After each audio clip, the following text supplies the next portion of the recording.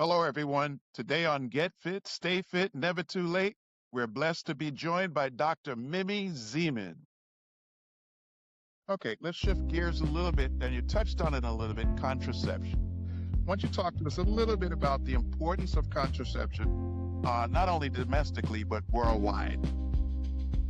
Yeah, so contraception gives women and men, but especially women, control over their fertility, autonomy over making life decisions when they want to be pregnant. Worldwide, contraception saves a lot of lives, especially in low resource settings where it's not either easy to get obstetric care. Many more women die in childbirth, and contraception is a cornerstone to saving women's lives. Even here in the U.S., where now many women can't access abortion, contraception can prevent pregnancies that can put their lives at risk, which is especially women with certain medical conditions. So contraception has much lower risk to a woman's body than carrying a pregnancy to term. So it's often going to, give her options for health and survival. The goal of the podcast is to provide a platform where members of the medical community and the healthcare community in general can interact with the general public in an environment that is outside of the doctor's office and the hospital. Our podcasts will focus on what are the preventive measures that the general public can take in order to give themselves an opportunity to live a longer, healthier, and the best quality of life that is possible. We will also focus on informing the general public on how to identify warning signs and what to do when we recognize the warning signs. Early determination of illnesses provides the best opportunity for recovery and may require less costly medical procedures. A healthier public is in the best interest of everyone. People will live longer and better quality of life.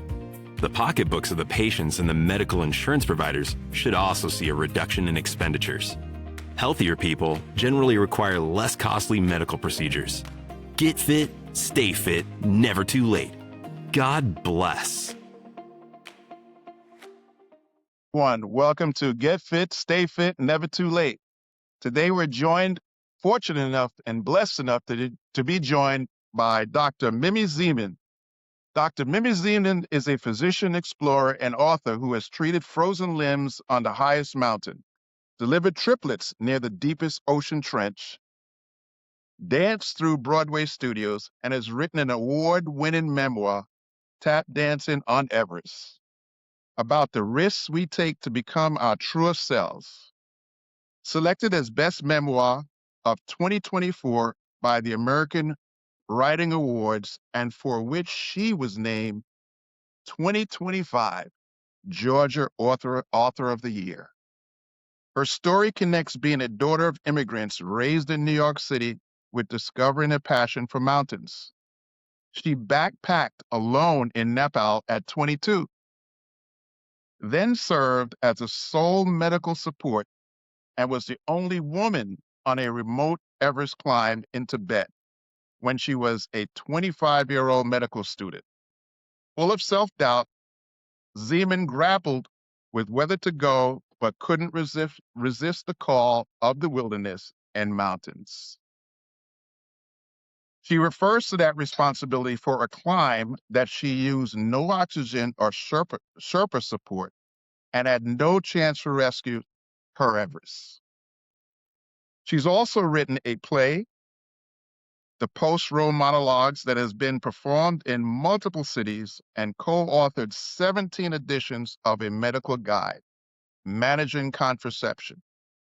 Her writing has appeared in USA Today, Newsweek, Salon, The Sun Magazine, Miss Magazine, The Forward, NBC Newsthink, and other publications. She did her OBGYN training at Columbia University, a fellowship in family planning at UCSF, and is an advocate for reproductive rights, having served as a director of family planning, Emory University School of Medicine, chief medical officer, Planned Parenthood Southeast, and as an advisor to the CDC working on contraceptive guidelines. Her newsletter, Medicine, Mountains, and More, is available on Substack and provides medical news along with inspiration from art and nature. Welcome, Mimi Zieman. Dr. Mimi Zieman, welcome. How are you today? Thank you. That was a long intro. I feel like I could have sent you a much shorter one. But you know what?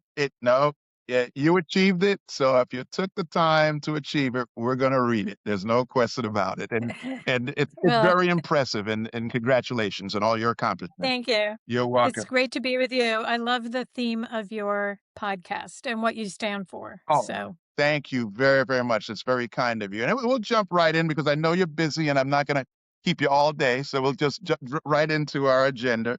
Why don't you tell us? Let's talk a little bit about general wellness and prevention. What screenings would you recommend for women, girls, i.e., PAP, mammogram, HPV, STI, and vaccines do you recommend? And how often and when, at what ages should they start? Just in general, what would your guidance be? yeah, no, that's a great question because screening is meant to find out any health issues you have that you may not know because they tend to be silent, right? And sort of preventive. We know when you get into vaccines, preventing disease that is preventable. Hmm. I don't know that I could cover all of those things because that could take us hours, but I will say, um, from a GYN perspective, young women should see a GYN or a primary care provider who has the skills to do GYN, starting at around age 21, somewhere between 21 and 25, because at that age, it's important to screen for sexually transmitted infections. It is recommended that all women that age who are sexually active are screened for chlamydia, for example. Hmm. Chlamydia is a sexually transmitted infection that's very prevalent and in women is often silent, but can lead to things like chronic pelvic pain and infertility. So we definitely want to do that test. Hmm. And at that age, we want to start cervical cancer screening, Hmm. which we used to call PEP tests. Hmm. But now, more commonly, what we do is an HPV test because human papillomavirus is the cause of most cervical cancers. Hmm. So you will either get an HPV test starting at that age around every 5 years, a pap test, which looks at the cells. We call it cytology testing every 3 years. Hmm. Um, so that's important. Along those lines, we offer the HPV vaccine to younger girls and women. Ideally, you want to get that before someone starts to be sexually active because we are exposed to HPV through sex. Hmm. And HPV causes cervical cancer. So we want to get that vaccine, started anytime between ages 9 and 14. And Hmm. so pediatricians usually administer that. And that has prevented a lot of cervical cancers. Good. Um, you know, just getting your blood pressure checked is considered a screening test. Hmm. So during that exam, they're going to look for a lot of other things like starting your lifelong knowledge of what your cholesterol values are, Hmm. or whether you're at risk for diabetes and all those other things. What do Now you we thought? get, I'm sorry. Just what are your thoughts? no, go ahead. What are your thoughts on mammograms? I know that's a Yes. huge topic. So mammogram, again, we're going to start based on your individual risk. So doctors will do a risk assessment based on your health status and your family history of breast cancer to decide exactly when to screen. For the average risk person, most guidelines recommend starting at age 40 Mhm. and then getting a mammogram about every 1 to 2 years, uh, you know, until about 75. But again, it'll depend on your history, and it's important to assess family history in that situation. And, then similarly, actually, colon cancer screening. Remember, it used to be everybody started at 50. That's now at 45. 45. Yeah. So that's important to know too. And what are we looking for when we do mammograms, just in general, without going into too much detail because we don't have a couple of hours to go. But what are they looking for in general? Really, we're looking for breast cancer. So the flip side of getting a mammogram and part of the controversy about when to start is you will find other things that are not cancer that will lead to biopsies and testing that people then will say, well, that was unnecessary because it was benign. Hmm. Hmm. And so what we really want to find is the cancers, and that's why you'll find some controversy about exactly when to start screening because basically cancers increase with age. Hmm. So you definitely want to be getting them, after 50. Most people will agree yearly. Again, there's some controversy every 1 year or 2 years, but you can work that out with your gynecologist or primary care provider, how often. Is there anything that a woman can do at home to kind of self-test a little bit to see if anything is going awry between screenings, or is it just stick with the screenings? The consensus now, which will surprise many people, is sticking with the screenings because we were all raised to do a monthly test. Yes. Turns out that didn't really lead to picking up more cancers. However, that doesn't mean women don't find their own cancers. They do, but not during the monthly test. Suddenly they're in the shower and they say, oh, something feels funny. I didn't notice that. If you feel a new lump, go to the doctor right away. Um, but we don't really recommend monthly Hmm. Hmm. self-exam anymore. You can do them, but really if you find something different, something feels different, you're often right and you need to go to the doctor and check that out. Understood. Understood. We're going to shift gears a little bit and talk a little bit about fertility. Uh, Women of childbearing age, or what can they do to prepare for pregnancy and to improve their fertility? What are just general recommendations that a woman can use to prepare herself? So, there's a mental preparation. So what we're trained to do is to ask people, do you ever want to have children? If it's a young woman, do you know how many you might want to have or when you might want to have them? So it is a good idea to think about those things because if you don't want to have them, we can offer birth control if you don't want to have them right now, right?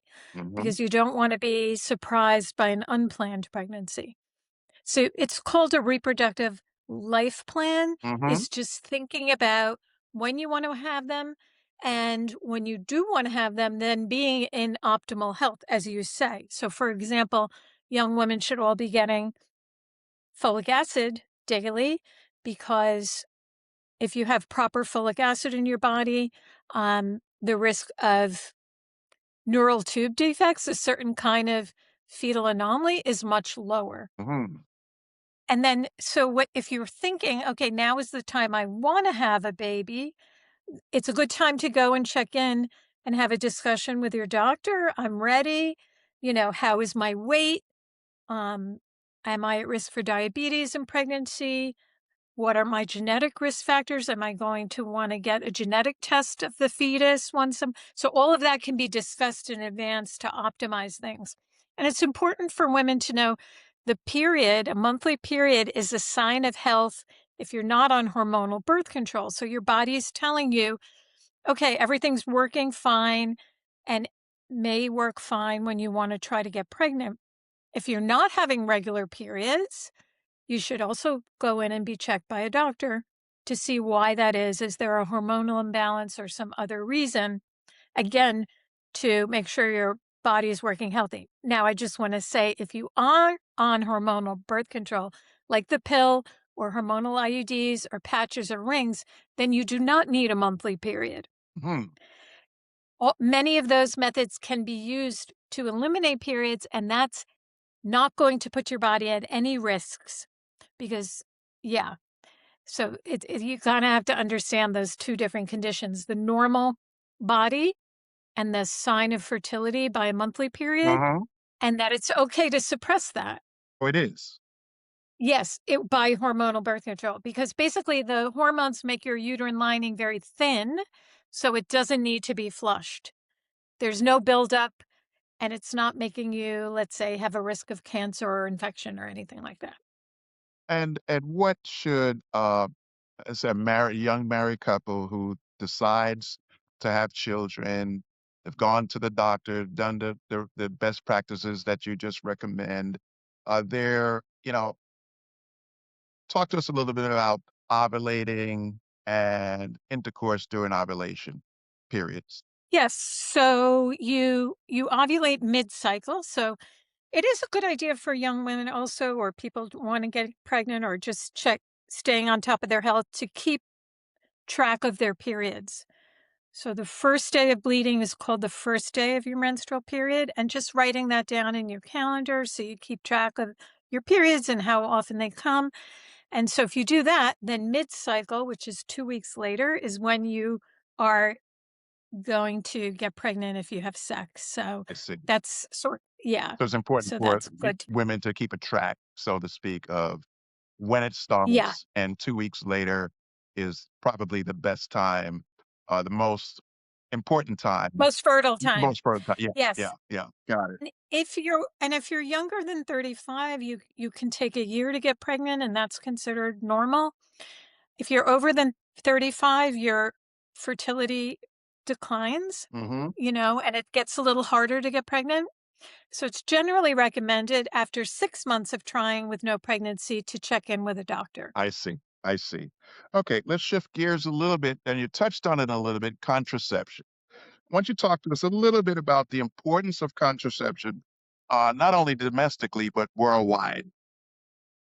Yeah, so contraception gives women and men, but especially women, control over their fertility, autonomy over making life decisions when they want to be pregnant.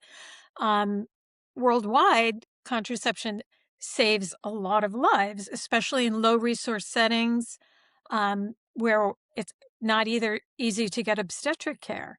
Um, Many more women die in childbirth, and contraception is a cornerstone to saving women's lives. Hmm.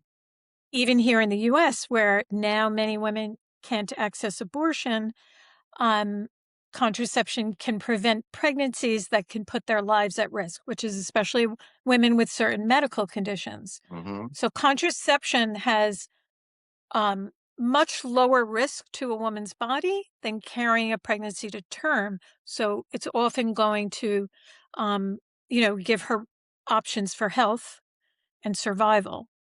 So it is important to plan what contraceptive method works for you and to be in conversation with a physician if you have side effects to change those methods out. That's exactly where I was going to ask next. How would a young woman determine what type of contraception should be used, or should the male be the one with the contraception? And you you said, well, you hit the key right there, right there. So you're Well, you know, for we call it dual method use. Sometimes a woman is using a birth control method and the man is using a condom, and that is specifically important to prevent infections. Male condoms are the best way to prevent sexually transmitted infections. So it's not often the most reliable method of preventing pregnancy Mhm. because sometimes it's not used even when intended. Right. So it's often used as a dual method. Once a family or couple has decided they don't want any more children, a male vasectomy is the safest, best, and most effective option for that family. I see. I But see. those are really the two male methods we have available now. For a woman choosing her method, it's very individual what her main goals are. For example, if she wants to avoid pregnancy at all costs, she wants to look at the most effective methods, which are IUDs and implants. Mhm. Um, and if she knows she never wants to have children, then a female sterilization too, tying Understood. your tubes or removing your tubes. Understood. I know that's gonna be helpful to a lot of people. Let's move on to the menopause. What is menopause? You hear a lot about, but what is it from a clinical standpoint? So menopause is defined as when a woman has no more periods, she's finished her reproductive phase of life, and it's defined retrospectively. It's once a woman has had no periods for a full year. She is in menopause at that time. In the US, that average age is about 51 and a half. Before that time, she may experience irregular periods, Mm-hmm. and a lot of the symptoms that people are really talking about much more now with each other and on social media, such as hot sweats, brain fog, sleeplessness, irritability, and that can start in the perimenopausal period, which can be several years, even as much as 10 years, but more typically, let's say 3, 4, 5 years before actual menopause. Okay. And what are some of these symptoms that women may feel while going through menopause? Yeah, they may feel moody. They may have trouble sleeping. They may be irritable, um, just feeling off balance, and they may have hot flashes, and they may have this brain fog, which is hard to describe. So, for example, in some of those situations, if a woman is healthy and non-smoking and has no other risk factors, they might want to go on a birth control because a birth control has estrogen and progesterone and can kind of flatten the moods and give the hormones that are fluctuating in a steadier state. And there are a lot of things that can be done. I think women are rightfully upset that a lot of these things have not been addressed proactively in the past. Mm-hmm. And so now, there's a flood of books and podcasts and topics on the subject, and people are getting a lot more information and help. Got it. Got it. And what are the health risks that postmenopause may pose to women? Yeah, well, the longer we're in postmenopause, we start to look more like men. So the estrogen that we've had, and the longer we continue on estrogen, even in the menopausal years, if we decide to take menopausal therapy, estrogen is kind of protective on a lot of the cardiac issues, right? Mm-hmm. Um, so eventually, the longer we are without that, we sort of get more at risk of heart disease Mm-hmm. and metabolic diseases. So, you know, the other issue is that even if a woman doesn't feel comfortable taking hormone therapy by patches or gels or pills, most women will benefit from some vaginal estrogen therapy. There aren't many contraindications for that, and that will help with symptoms such as urinary symptoms after menopause, urinary tract infections, vaginal dryness, which can make sex uncomfortable, um, and pain even. So that's something to discuss with your doctor. Understood. And how does diet and exercise and stress affect the reproductive health?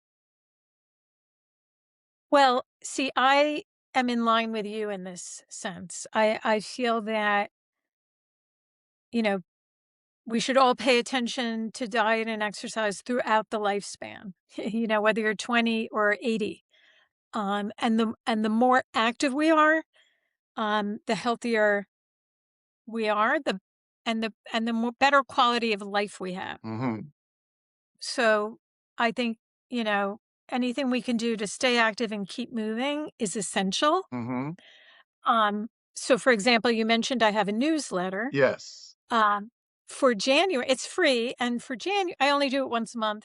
For January, I highlighted exercise because so many of us in January now, which is we're recording in January, Mm-hmm. we want to be healthier Yeah. and we want to be more active.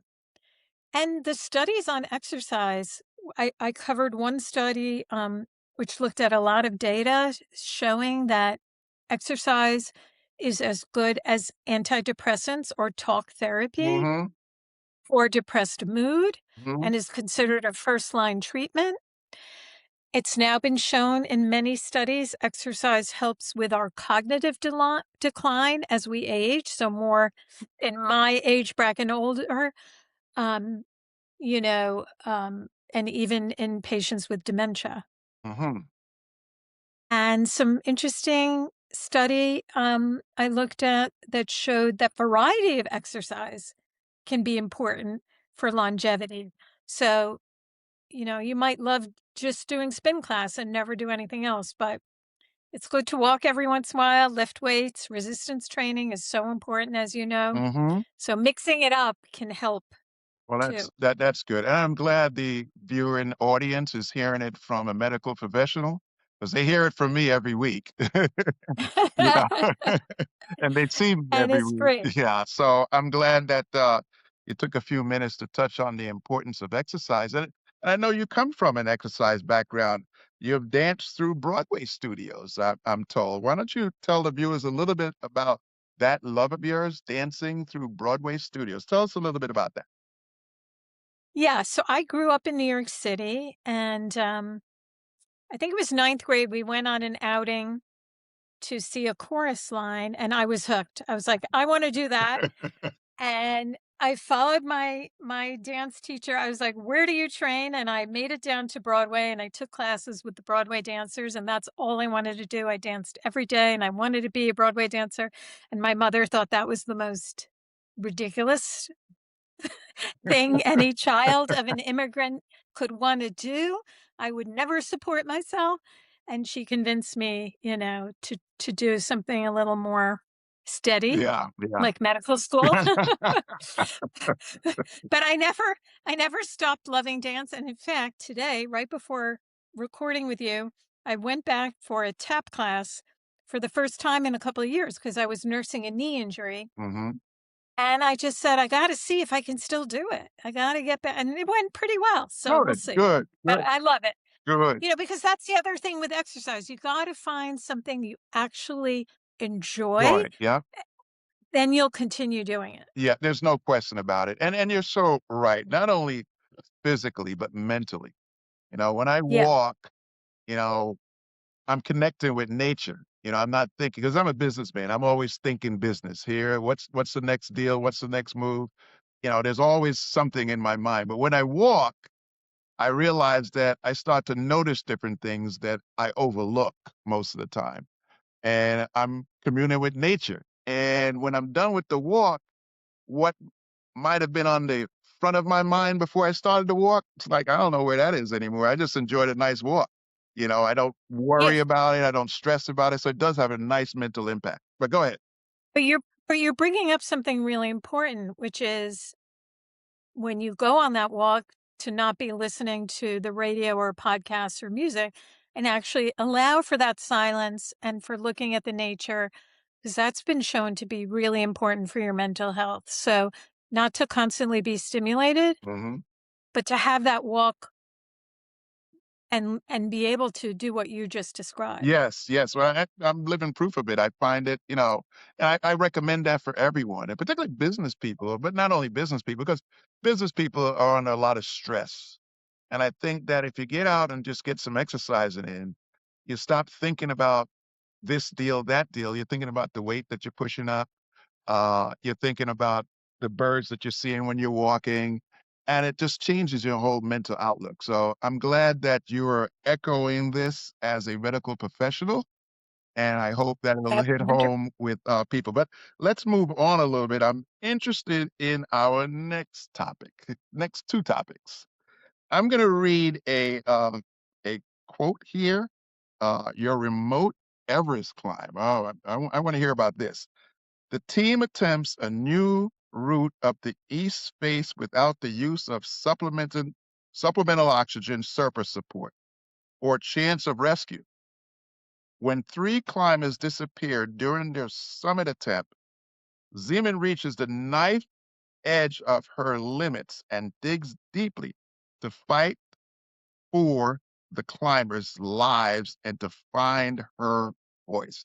Why don't you tell us a little bit about what inspired you to climb Mount Everest and go on this journey? And then tell us about the journey. Sure. Um, so when I was in college, I was introduced to mountains for the first time in Colorado in the Rockies. I was doing some field biology and I fell in love with Hmm. the mountains. Hmm. That led me to hike alone in Nepal. And that led me to then be invited on this Everest expedition. And they invited me as the doctor. The Mhm. problem was I was still in medical school in the Bronx of New York, Mhm. and my 3rd year of medical school. And I was like, would I really be able to do that? Go to the wilderness with no chance for rescue, taking care of this climbing team. Um, and I basically decided this is a once in a lifetime opportunity Mhm. and I'm not going to miss it. Mhm. So I studied hard. I got time off from medical school. This was 1988. Mhm.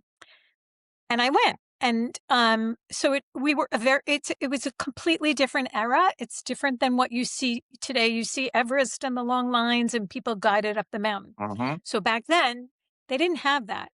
It was the best climbers in the world on an expedition. In this case, only 4 climbers, tiny team, Mhm. and they were gonna in the east face of Everest is a very remote place in Tibet. It had only been climbed once before our team. And they were purists. They wanted to climb it on their own. They wanted to see if they could find a new way up. They didn't want to use oxygen. We had no Sherpas.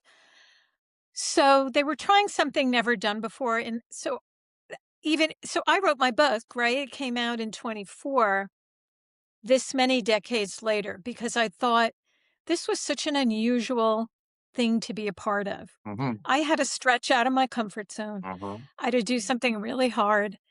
Um, and to me, taking advantage of those kind of opportunities to stretch yourself, to face your fear.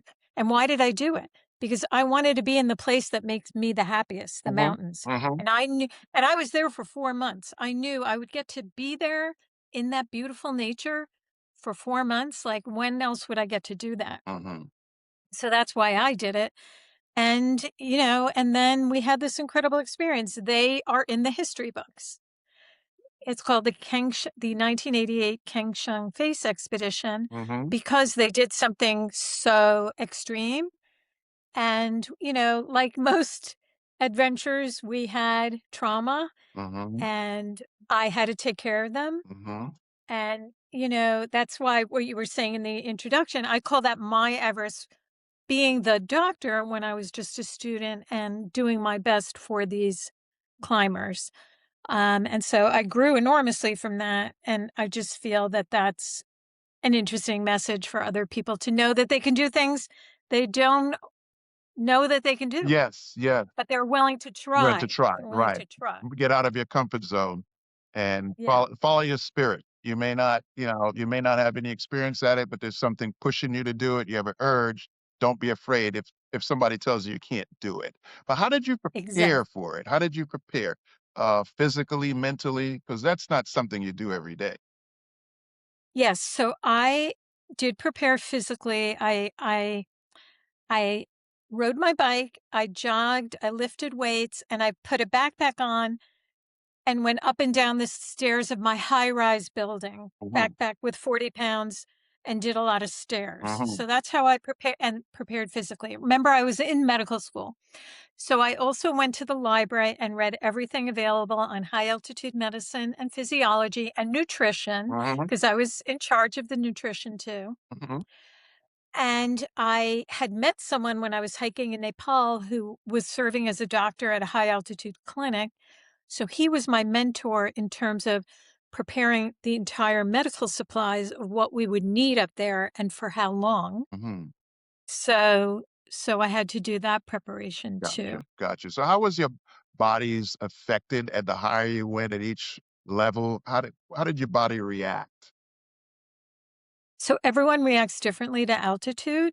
And part of why I was invited was because I had met these climbers in Nepal and I had been hiking for months and I was very strong and I did well at altitude. Mhm. So that's why they took a chance on me. They said, well, we could get a great doctor and then they're going to be terrible at high altitude. Mhm. Mhm. I said, well, you could probably find both, but okay, I want to go. So, um, um, we did well with the altitude. Because we had a lot of problems. We encountered terrible snowstorms, and it took us a long, long time to get to the east face. Whenever you can go very slowly in Mhm. your altitude progression, the better you're gonna do. Gotcha. Gotcha. Now, we were living close to 18,000 feet, so we felt it. We were tired. You don't sleep well at that altitude. And the guys on the climb, the higher they went, they would react each time they went to more extreme altitude. Understood. One guy got altitude sick once he reached above 24,000 feet. He got very, very sick and had to come down. Oh, okay. Okay. But he did make it down, though. Well, that's good. And then, so tell us a little bit about your award-winning memoir, Tap Dancing on Everest. That book that's right behind you there. Yeah, Yes. tell us a little bit about the book, what inspired the writing, and just a little bit about what it's about. So what inspired it is what we've been talking about, that feeling I had looking around me, like what makes certain people take risks and other people not. And I wanted to really probe that and investigate that and look at myself in that process. What ended up happening is I ended up in talking about my family history too. I'm the daughter of Holocaust survivors. Um, my family were immigrants. My grandmother was she had to leave Berlin when Hitler came to power because she was Jewish. And my father was the only survivor in his whole family from Latvia. His parents and siblings were killed, and they literally came on the boat. And so I grew up in this family um, that had a certain perspective on life. And they were very like strong, bold people. And that influenced me. And I never in my wildest dreams wanted to write about any of that. But what's interesting about the writing process is you have to kind of give into that. You surrender to what story is coming out of you. Mm-hmm. And somehow I wanted to connect that background to how I ended up in Nepal and then Tibet. And so it's truly a coming of age memoir of this young city girl. My parents were divorced when I was young too, who had to find her own way. Mm-hmm. And part of that calling was being in the mountains. And part of that was all the stuff I took from them, good stuff and bad stuff, including my Judaism. I hosted a Passover Seder in base camp, and the stuff where I had to, separate from them and find out who I was separate from them. So it's a story about that. It's much more of a coming of age story than an actual expedition, Mm-hmm. but it's framed around our Everest expedition. Well, that's good. That's good. And how do you feel after getting your thoughts on paper and for everyone to read? How do you feel about what you've put out there? I feel exposed. Prior to this, I was a pretty private person. Mm-hmm. So Mm-hmm. people are a bit shocked about how I put everything out there. Mm-hmm. Um, and that's part of but that's part of being brave in a different way, Yeah. and if I'm talking about facing fears and having courage, I had to do that. Yes, there's no question about that. And I know that the book has been well received, and it'll continue to be well received. And I don't want to take you too much more of your time. Looking at the time, and we've kind of ran a little bit over. It was a pleasure talking with you, and I want to say thank you for coming and joining us on behalf of myself and the viewers that will see this over the coming months. I want to say thank you for taking the time out of your busy schedule to join us, and keep up the good work. Uh, we'll follow you on Substat, look out for your monthly newsletter, and we'll keep an eye on you. And please come back and join us in the future. Thank you, Paul. It was an absolute pleasure. God bless you, and we'll see you next time. Thank you, Dr. Mimi Zieman. I hope everyone enjoyed the wealth of information that Dr. Zieman shared with us. On behalf of everyone, I just want to tell her thanks for taking a few minutes to stop by and give us some tips to stay healthy and arm us with knowledge that we need to stay healthy. We wish her well with her book and her future endeavors, and hopefully she'll come back and join us again with some more knowledge to share with us. But just wanted to reinforce what I always say, that exercise is completely important mentally and physically for our well-being and to give ourselves a chance to live a healthier life. And, from the doctors, they'll tell you, athletes will tell you, and, you don't have to do anything too strenuous. Walking is good, just moving the body is good, and we'll feel better. So just wanted to reinforce that. I hope you got something out of today's episode, and we'll see you on the next episode. Thank you and God bless you. Remember to get fit, stay fit, never too late. God bless.